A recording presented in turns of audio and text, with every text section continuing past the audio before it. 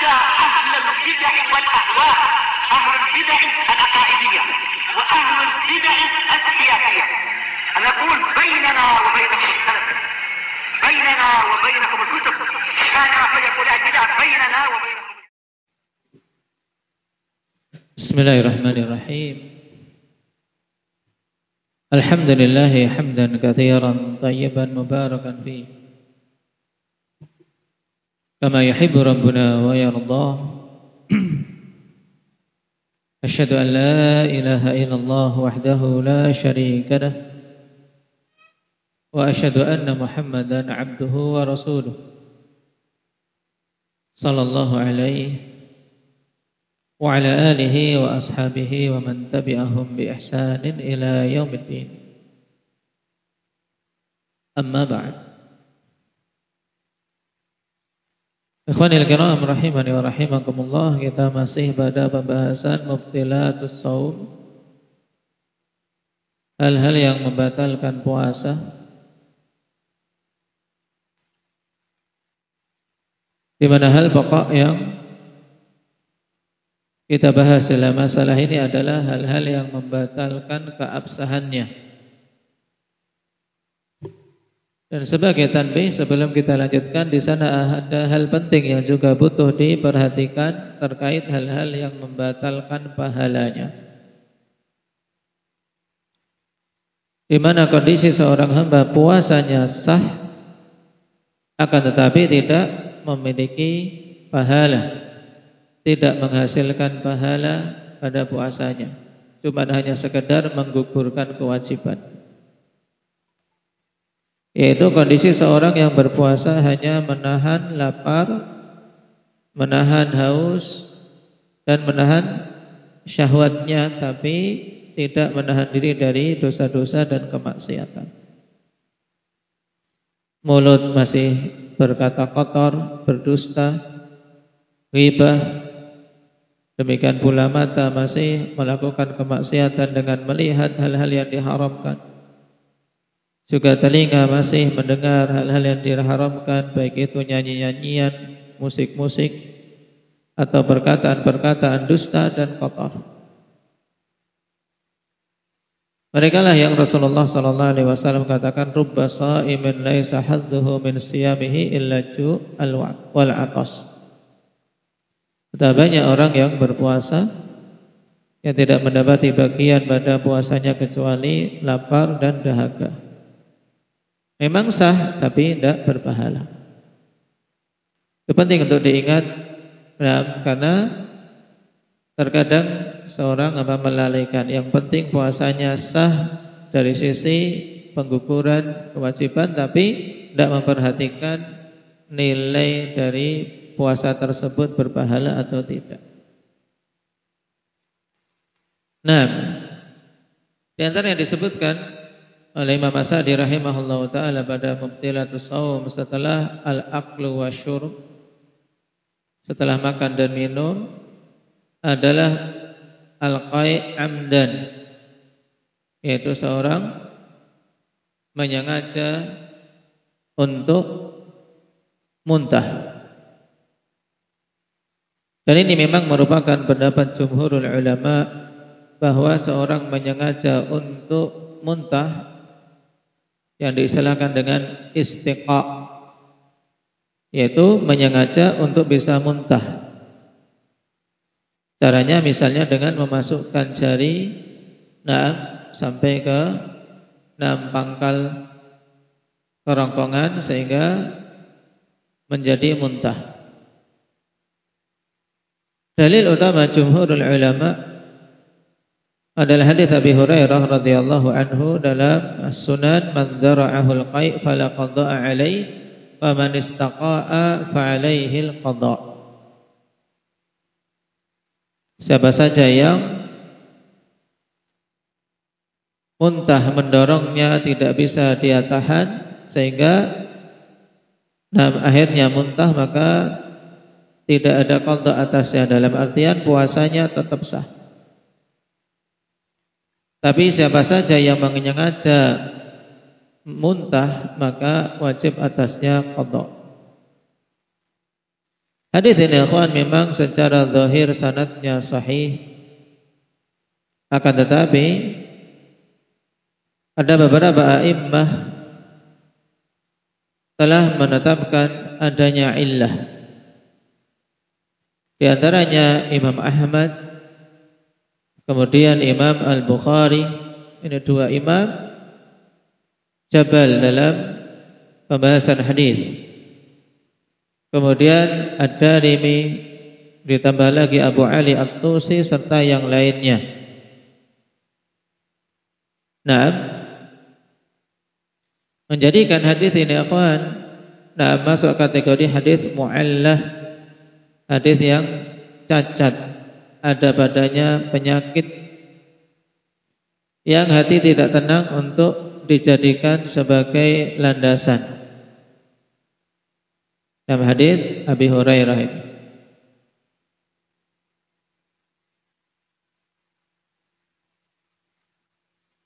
Kemudian dalil yang lain yang digunakan oleh jumhurul ulama hadis Abi Darda dan Tsauban berupa khabar anna Nabiya sallallahu alaihi wasallam qa'a fa aftara,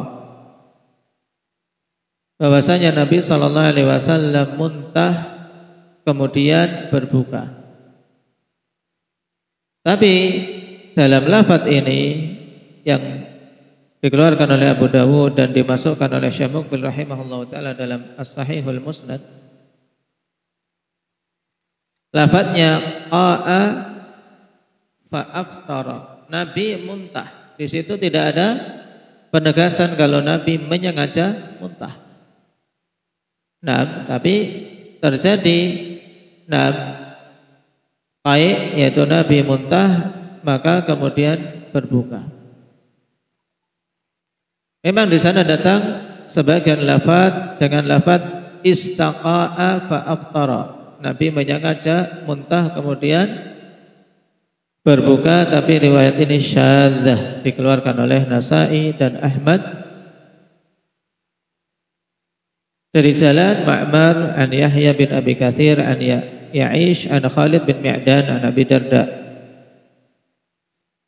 Dan yang keliru dalam periwayatan dengan lafaz istaqa'a adalah Ma'mar.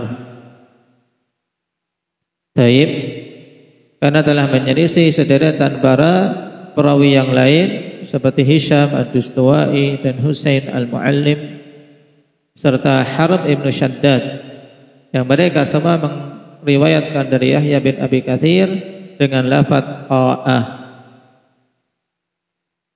Berarti puncak dari hadis Abi Darda dan Tsauban ini pengkhabaran dan kalau Nabi SAW suatu kali pernah berbuka dikarenakan beliau muntah.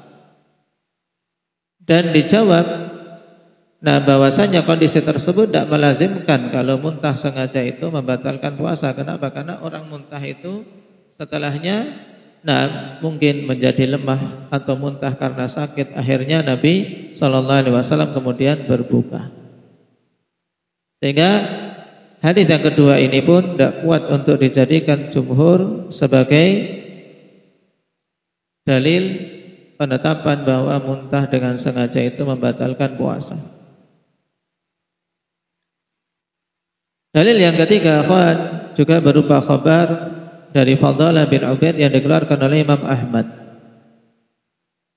Asbaha Rasulullah sallallahu alaihi wasallam sha'iman faqa'a fa aftara fasu'ila 'an dzalika faqala inni qi'tu.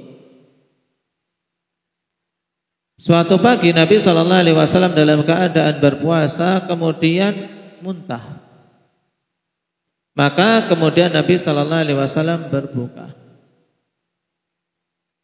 Dan ditanya kenapa Nabi sallallahu alaihi wasallam berbuka, maka Nabi menjawab inni qi'tu. Sungguhnya aku telah muntah. Hadis ini dari sisi sanad ikhwan hasan.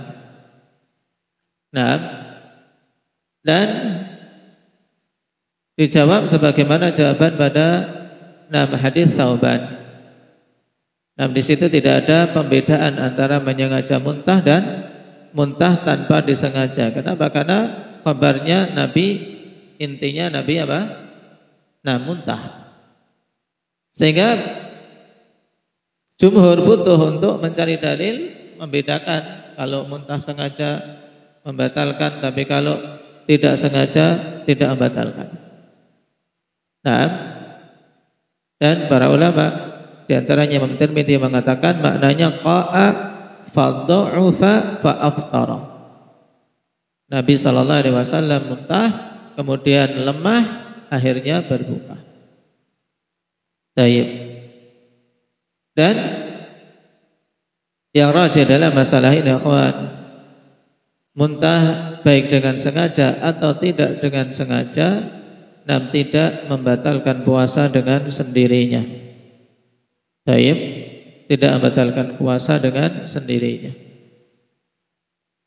Adapun penukilan Ibnu Al-Mundhir terjadinya ijma' bahwa apabila menyengaja memuntah, nah muntah itu membatalkan puasa, maka ini penukilan yang tidak benar sebab hakikatnya telah ada khilaf di kalangan para fuqaha. Nah, baik.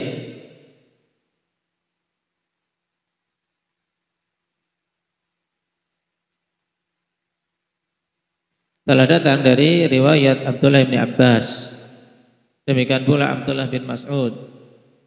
Ibn Abbas membuat kalimatnya menjadi suatu kaidah dalam masalah ini, al-fitru mimma dakhala wa laysa mimma kharaj. Kemudian asal dari Ibnu Mas'ud. Nah, beliau juga diriwayatkan mengatakan al-fitru mimma dakhala wa laysa mimma kharaj. Juga Ikrimah dan Rabi'ah. Kemudian dirasihkan oleh beberapa ulama mu'asirin seperti Syekh bin Baz dan Syekh bin Utsaimin rahimahullahu taala. Nah, bahwasanya yang rajih dalam masalah ini, muntah tidaklah membatalkan puasa dengan sendirinya.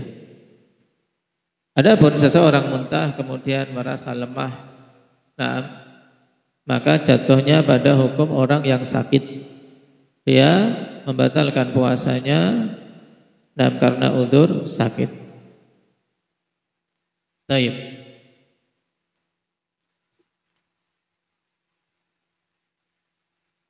Hal berikutnya yang disebutkan oleh Imam Sa'di rahimahullah dari hal-hal yang membatalkan puasa, au hijamah, atau berbekam.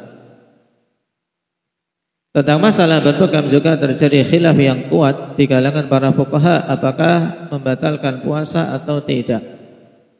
Kita baca dulu apa yang disebutkan dalam ta'liq. Fal hijamatu mufattirah walau kana jahilan aw nasiyan. Fi hadits Rafi' bin Khadij radhiyallahu anhu marfu'an aftara al-hajimu wal mahjum. Akhrajahu Tirmidzi wa qala hasanun sahih. Nah, ini pendapat Imam Sa'di yang didukung oleh mu'alliq, bahwasanya berbekam itu membatalkan puasa walaupun dia jahil, yaitu tidak tahu hukum, ataupun dia lupa. Berdasarkan hadis Rafi' bin Khadij radhiyallahu anhu secara marfu', nah, Nabi sallallahu alaihi wasallam mengatakan aftarul hajimu wal mahjum. Orang yang berbekam telah apa? Telah berbuka. Demikian pula yang dibekam. Orang yang membekam hajim, yang dibekam mahjum. Yang membekam dan yang dibekam itu kedua-duanya batal puasanya. Ini menurut hadis yang dikeluarkan oleh Imam Tirmidzi dan dia mengatakan hasanun sahih. Kita baca dulu akhwan, nanti baru kita sebutkan khilaf serta jawaban untuk pendapat ini. Wa qala Ibnu Taimiyah fil Fatawa, al ahaditsul waridatu fihi katsirah qad bayyana al a'immatul huffaz. Hadis-hadis yang datang dalam masalah ini banyak, para imam telah menjelaskannya. Faqad kariha ghairu wahidin minas sahabati al-hijamata lis-shaim. Dan bukan hanya satu orang dari para sahabat yang membenci hijamah bagi orang yang berpuasa. Wal qawlu bi annaha tufattiru madhabu aktsari fuqaha'il hadits.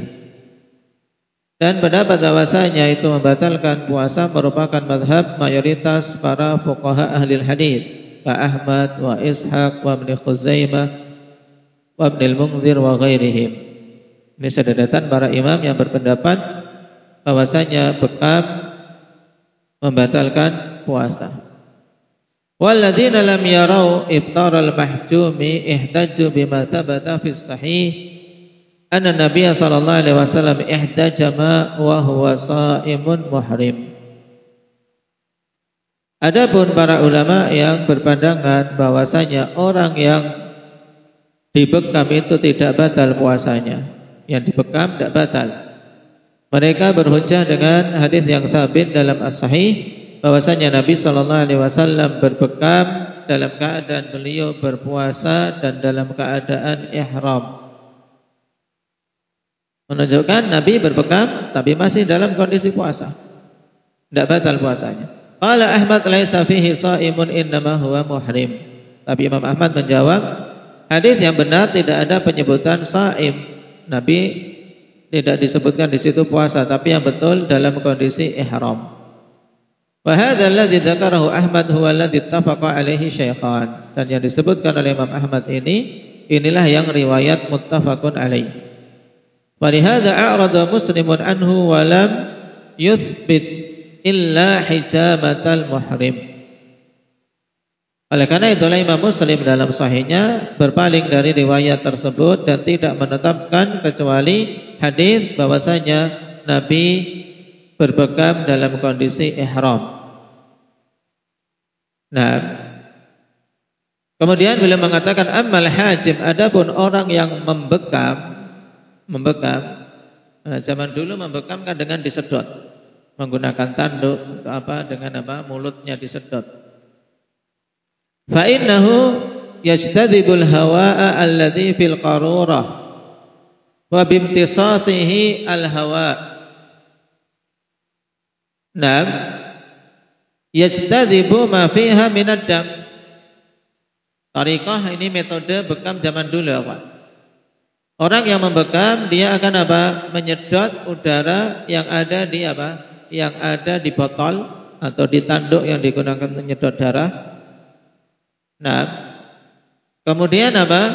Ketika dia menghisap udara tersebut, maka darah yang ada di orang yang sakit yang mau dibekam itu akan apa? Akan ikut tersedot.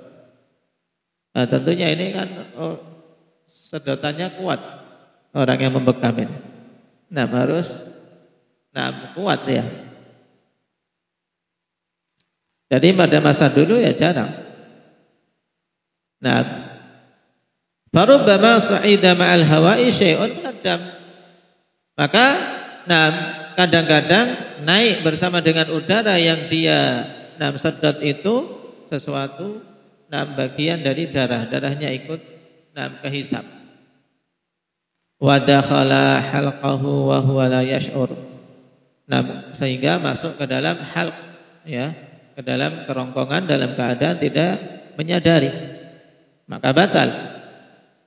Baik. Wal hikmatu idza kanat khafiyatan aw mustatiratan uliqal hukmu bil madannah. Dan suatu hikmah apabila tersembunyi tidak kelihatan, maka dikaitkan hukum dengan madhannahnya, dengan kemungkinan besarnya. Walaupun tidak semua seperti itu, tapi kemungkinan besar kalau nyedot ya ada darah yang ikut kehirup, ada yang ikut masuk. Maka dihukumi batal puasanya orang yang membekam. Cuman ini kalau pada masa sekarang iskal ya kan.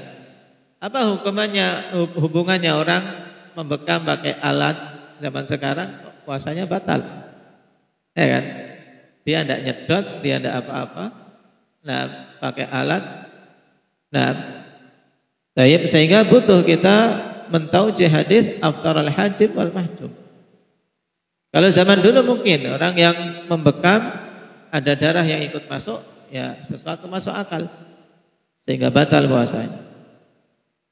Nah, kemudian Syekhul Islam mengatakan karena ini takhruju minhu rihu wa la yadri. Nah, hukumnya seperti seorang yang tidur keluar darinya angin dalam keadaan tidak tahu. Tapi kan enggak semua orang tidur keluar angin, ya tidak?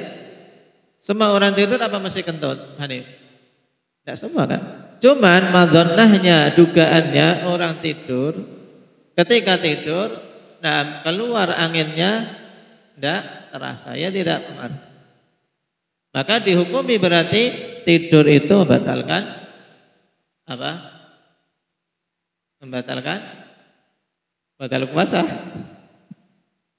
Tidur itu membatalkan wudu, ya kan? Membatalkan wudu. Baik. Demikian pula ini dikarenakan ada kemungkinan orang yang membekam ketika menghirup udara yang ada di botol bekam itu, atau tanduk pada zaman dulu. Ada darah yang kehirup maka dihukumi batal.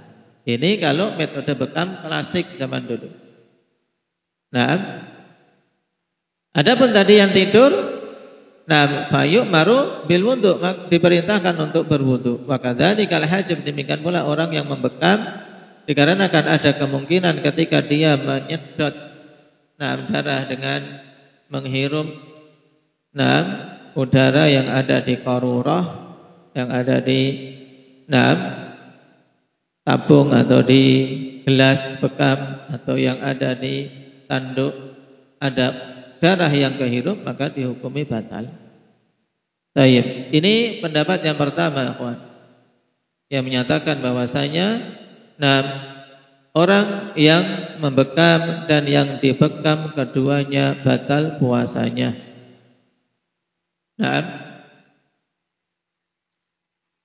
Dan dalil terkuat mereka adalah hadis tadi, aftaral hajimu wal mahjum.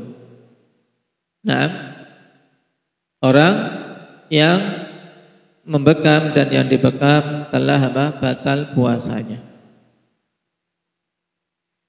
dan wajib untuk mengqadha.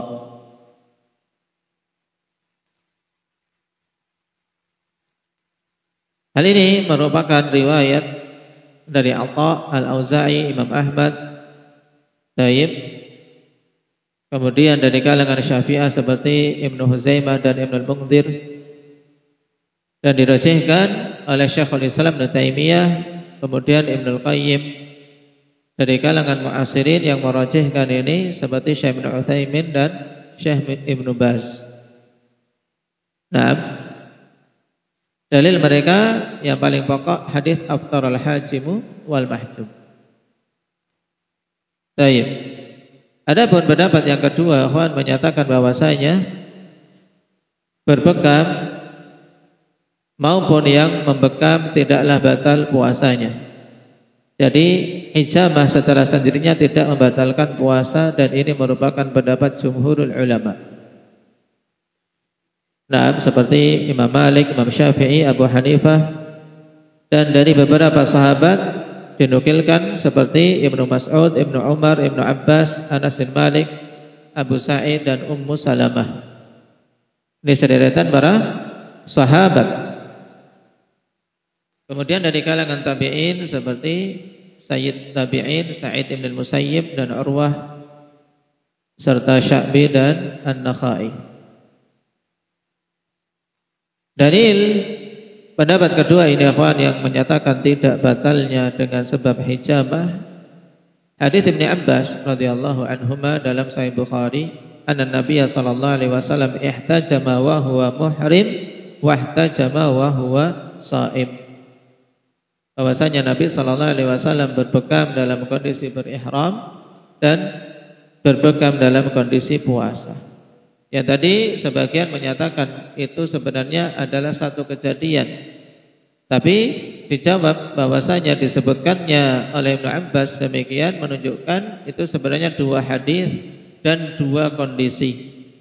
Suatu kondisi memang Nabi berbekam dalam kondisi berihram, dan di kondisi yang lain pernah Nabi berbekam dalam kondisi berpuasa.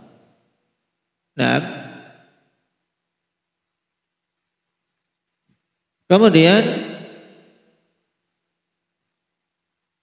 riwayat dari Abu Dawud dengan sanad yang sahih an rajulin minas sahabah anna Rasulullah sallallahu alaihi wasallam naha 'anil hijamati wal muwasalati wa lam yuharrimha ibqa'an ala ashabi. Nabi sallallahu alaihi wasallam melarang dari hijamah dan dari wisal, tapi tidak mengharamkan keduanya. Nah, cuma Nabi melarang itu karena apa? Karena menjaga kondisi kesehatan dan kekuatan para sahabat-sahabatnya. Makanya dalam riwayat Anas bin Malik radhiyallahu anhu pada Sunan Abi Dawud, ma kunna nad'ul hijamata lis-shaimi illa karahiyatal jahd. Tidaklah dulu kami meninggalkan berbekam untuk orang yang berpuasa kecuali karena tidak menyukai adanya kelemahan, karena orang dibekam kan jadi lemah, berkurang darahnya. Baik. Jadi ini alasan para sahabat dulu. Nah, karena melemahkan fisik, bukan sekaligus serta-merta membatalkan puasanya. Dan datang riwayat dari Abi Sa'id Al-Khudri yang bisa disahihkan secara mauquf, rakhasan Nabi sallallahu alaihi wasallam fil hijamati lis-shaim. Nabi memberikan rukhsah untuk hijamah bagi orang yang berpuasa. Baik.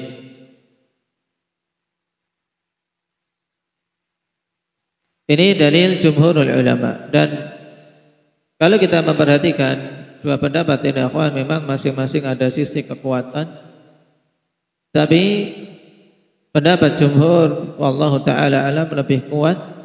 Nah, karena hadis aftar al-hajim wal mahjum, nah, bisa dijawab dengan beberapa jawaban yang didatangkan oleh para ulama.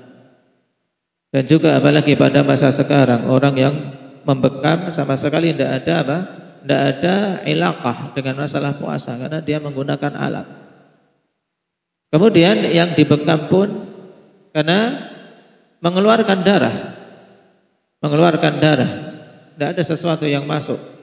Makanya seperti Abdullah bin Mas'ud, kemudian Abdullah bin Abbas, yang mereka menegaskan bahwasanya al-fitru mimma dakhal wala mimma kharaj, bahwasanya berbuka itu dikarenakan adanya sesuatu yang masuk, bukan karena sesuatu yang keluar. Ini mereka menyatakan tidak batalnya. Jawaban Imam Syafi'i rahimahullahu taala kawan terkait hadis aftar al-hajim wal mahjum, nah, bahwasanya hadis tersebut dulu pada hari peperangan Fatah. Nah,